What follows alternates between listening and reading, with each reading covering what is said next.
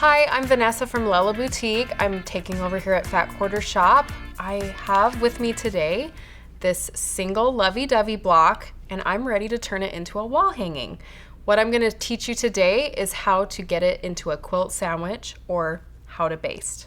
First, I wanna talk a little bit about the materials I'll be using. You can use whatever your preferred batting is. I tend to really love the bamboo blends. I know they carry this here at Fat Quarter Shop. And then the other part that you're gonna need is a backing. So for both the batting and the backing, for something this small, you're gonna wanna make sure there's an extra 2 inches on all sides. The first step is to lay your backing face down. As you can see, I'm using this daisy print from the Love Note collection. Smooth it out and press it beforehand too. I still have a few little creases, but it's pretty flat.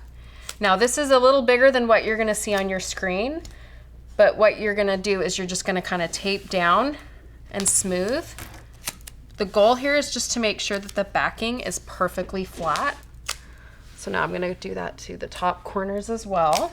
So now that we know this is perfectly flat, we're gonna add our batting on top of it.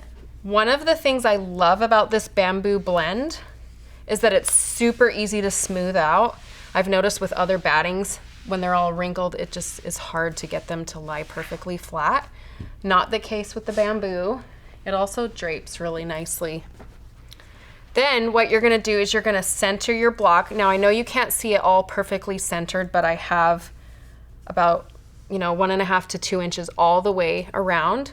And so from here, now that I know everything is all flat, we're gonna go ahead and pin the layers together. Now you can use either a sticky basting spray, which I have used in the past, or you can just insert safety pins all throughout. The goal here is so that all 3 layers do not shift during the quilting process. So you're gonna just go ahead and insert those pins every few inches all throughout your project. Now that everything is all pinned in place, we're ready to remove that layer of tape from all 4 sides. And now at this point, you're ready to take your project over to your sewing machine and work on free motion quilting. Now that we've finished basting our mini quilt, you can use this basting technique on any of your projects. Just keep in mind that for quilts, you're gonna wanna leave a leeway of 4 inches all the way around the perimeter for the batting and the backing fabric. We're gonna get into free motion quilting at home today. Free motion quilting is a really great skill to know, especially on some smaller projects like wall hangings or tea cozies, anything like that. One thing I wanna say is don't be nervous. Part of the charm with the free motion quilting is that it has a handmade look to it. Don't expect perfection. Otherwise it's gonna be really frustrating to you. You kinda gotta just let it go. Do lots and lots of practice. So before we even begin, we're gonna sketch out our design. This is a great way to practice so that you know where you're gonna go. There are a lot of different free motion patterns you can go with. You can do a simple swirl. Today, I'm actually gonna do a flower design that has a swirl in it. We're gonna practice on a piece of paper. I'm gonna do some free motion flowers. So I'm gonna kind of just start by coming in and doing a little swirl, and then I'm gonna come back out, and I'm gonna go to about here, and then I'm gonna start drawing petals. Now once you come back around, you can kind of get trapped and you have to figure out where you're going next. So I'm actually gonna kind of retrace the flower a little bit just to kind of get away, and then I can come down into my next swirl. Now, the first time I continued going all the way around. The other option is to actually stop right here. And part of that strategy is just so if I start drawing the petals right here, I'm gonna finish here, then I can go out to draw my next swirl. So you're constantly having to just kind of think of those sort of things. But the good news is you can pause all along the way as you are quilting. So you can see there's kind of my complete flower. And now I can go out and draw the next swirl. The other thing you kind of want to be conscious of is any space. You kind of want all spaces to be filled. So now that I'm in here and I have to get out, you can also kind of come out and like maybe do a swirl, maybe like a little leaf in there. and then go into your next swirl. The fun thing with the free motion quilting is there really are no rules. And so you just play and do whatever you want. So that gives you a good idea of what the pattern might look like. So just practice as many times as you want to until you feel super comfortable. But that gives you a little idea of where we're gonna start. And you'll notice none of the flowers are the same size. They all look different. Again, that's just part of the charm. Before we can even begin to do the free motion quilting, we have to make sure our machine is ready. So the first step is to get a darning foot for your machine. These are all gonna look different depending on your machine. Mine looks a lot more complex than yours probably will. This is a Bernina stitch regulator to go with my Bernina B560, but it's gonna be more slim and just simple and all metal probably. The purpose of this stitch regulator is that as I increase or decrease my speed or force, it's gonna adjust the stitch length. The next step is to lower the feed dog. So right here, this is what we want to remove out of the way so that you can actually move the fabric freely. My machine has a button on the side, so as soon as I press it, you can see that those lower out of the way. The other thing that you're gonna want is a full bobbin of thread or two. We're just doing a mini quilt today, so we'll only need one, but I am using the Aurifil 2024 white. This is pretty much the color that I use on all of my projects. So keep in mind, the stitch length is gonna vary depending on your speed, so consistency is gonna be the key unless you have a stitch regulator like I have on mine. All right, I'm gonna start in the top left corner of my project. And in order to do that, it's gonna get a little bit crowded. So in this throat area here, I'm gonna fold my quilt in a little just to make sure I can get into the side. Now we're ready to start stitching, and just keep in mind that we need to watch out for the safety pins and remove them as we go. I'm gonna remove that first pin out of the way. You also kind of wanna move your threads out to get started so it doesn't get tangled up. I'm gonna lower my foot and get it ready. As you're coming from the batting into the quilt area too, just pay close attention that you don't get snagged in there. You can go whatever speed you need to. I have done this more than a few times, so I'm comfortable going pretty quickly, but don't worry. So I'm gonna go down into my next swirl.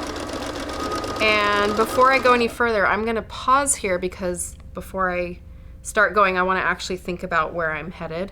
Oh, and keep in mind, you may also wanna do your needle stop down so when you do pause, it doesn't shift out of the stitches.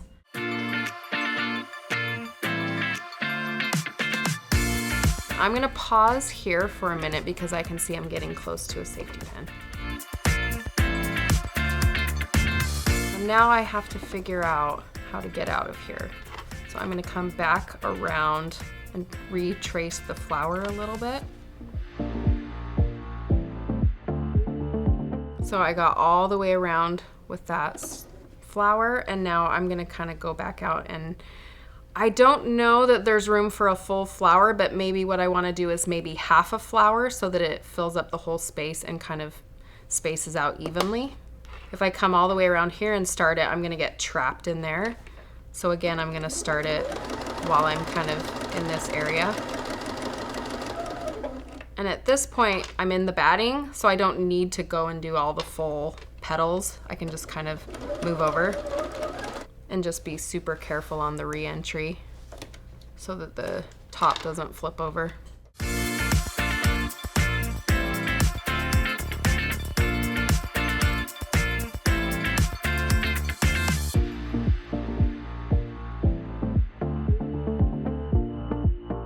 So again, as I'm going around, just be mindful of the space that needs to be filled. You can see I did a little bit of a larger petal right there just to kind of come out into this area a little bit more.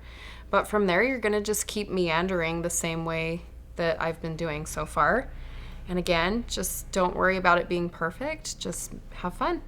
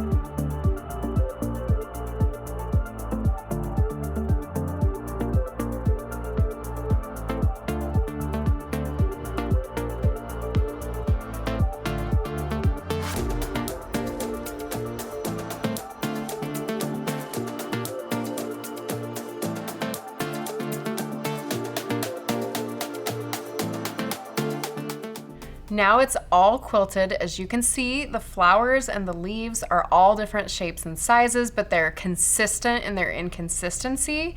So it's not perfect, but it's super cute and has that charming handmade look to it. So now we're ready to square it up. And what I like to do, because this edge is generally not going to be perfectly straight, but I'll line it up from like the top and the bottom corners. And I also will kind of look at some of the straight lines within the quilt, like this blue block. I'll kind of make sure that looks like that line is going to be about 1/4 inch away. And so I can adjust it if I need to. Now we're ready to cut.